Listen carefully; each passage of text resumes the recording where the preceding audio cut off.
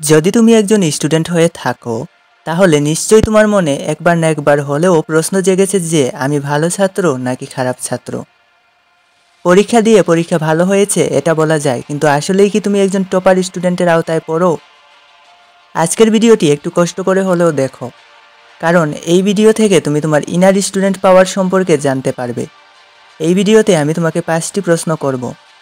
প্রতিটি প্রশ্নের 4টি অপশন থাকবে এবং প্রতিটি অপশনের পাশে পয়েন্ট লেখা থাকবে।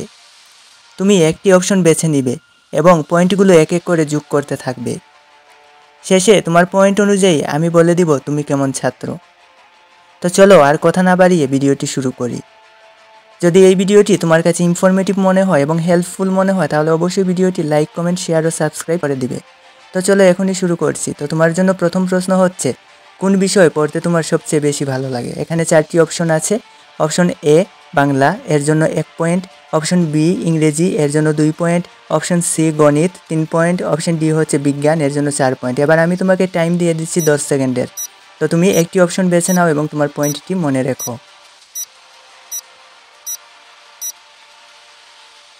তো বন্ধু, তুমি নিশ্চয়ই এখন তোমার অপশনটি পেয়ে গেছো এবং পয়েন্টটিও পেয়ে গেছো। তো পয়েন্টটি মনে রেখো। এবং তোমার দ্বিতীয় প্রশ্ন হচ্ছে, কখন পড়তে তোমার সবচেয়ে বেশি ভালো লাগে? তো এখানে অপশন আছে 4টি। অপশন এ সকাল, এর জন্য 1 পয়েন্ট। অপশন বি দুপুর, এর জন্য 2 পয়েন্ট। অপশন সি বিকাল, এর জন্য 3 পয়েন্ট এবং অপশন ডি রাত, এর জন্য 4 পয়েন্ট। তো আবারও তোমাকে 10 সেকেন্ড টাইম দিলাম, তুমি একটি অপশন বেছে নাও। তো বন্ধু, একটি অপশন অবশ্যই তুমি বেছে নিয়েছো। এবার আগের অপশনের পয়েন্টের সাথে এটা যোগ করে ফেলো এবং মনে রাখো। তো তোমার 3 নম্বর প্রশ্ন হচ্ছে, তুমি কতক্ষণ একটানা পড়তে পারো? অপশন এ 1 ঘন্টা, অপশন বি 2 ঘন্টা, অপশন সি 3 ঘন্টা, অপশন ডি 4 ঘন্টা। তো এই 4টি অপশন থেকে তুমি যে কোনো একটি অপশন বেছে নাও এবং এই অপশনটি অন্য অপশনের সাথে পয়েন্টের সাথে যোগ করো। তো আশা করি তুমি পয়েন্টের সাথে 3টি প্রশ্নের পয়েন্টের সাথে যোগ করে ফেলেছো। তো এবার চলো আমরা 4 নম্বর প্রশ্নে চলে যাই।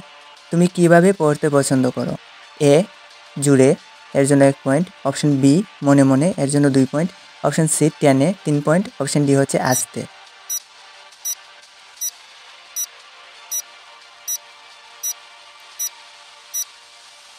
তো বন্ধু, তুমি কি অপশনটা সিলেক্ট করেছো? তো চলো এবার আমরা শেষ প্রশ্নে চলে যাই। তুমি কি পড়তে বসলে ঘুমিয়ে পড়ো? অপশন এ হ্যাঁ, অপশন বি না, অপশন সি মাঝে মাঝে, অপশন ডি অসুস্থ হলে। তো এখানেও 4টি অপশন আছে, তুমি একটি পয়েন্ট বেছে নাও।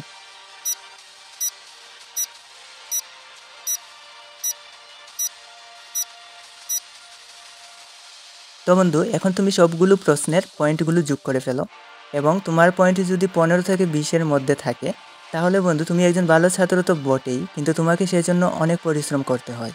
পরীক্ষায় সর্বোচ্চ নাম্বার পাওয়া তোমার জন্য কঠিন হয়ে দাঁড়ায়। তুমি সারা বছর পড়ো কিন্তু পরীক্ষার রেজাল্ট 60 থেকে 70%-এ ঘোরাফেরা করে, অর্থাৎ তুমি একজন টপার নও বন্ধু। তো বন্ধু, মন খারাপ করো না, তুমি বিভিন্ন কৌশল অবলম্বন করো কীভাবে স্মার্টলি পড়তে হয়। এ ধরনের ইউটিউবে অনেক ভিডিও আছে, সেগুলো দেখো, তাহলে ধীরে ধীরে তোমার উন্নতি হয়ে যাবে।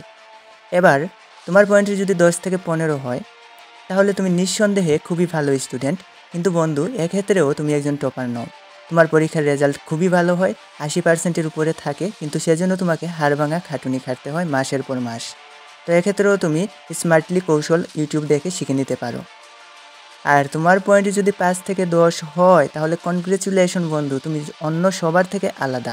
তুমি পরীক্ষার আগের কিছুদিন পরে কম সময়েই 85%-এর উপরে রেজাল্ট আনতে পারো। তোমার আইকিউ এবং জিকে অন্য সবার থেকে অনেক উপরে, অর্থাৎ তুমি একজন টপার বন্ধু। তোমাকে কোনো স্মার্ট পদ্ধতি অনুসরণ করতে হবে না, তুমি এমনিতেই যদি সামান্য পড়াশোনা করো তাহলে তুমি পরীক্ষায় ভালো রেজাল্ট করতে পারবে। তো ভিডিওটি ভালো লাগলে লাইক, কমেন্ট, শেয়ার ও সাবস্ক্রাইব করে দিও।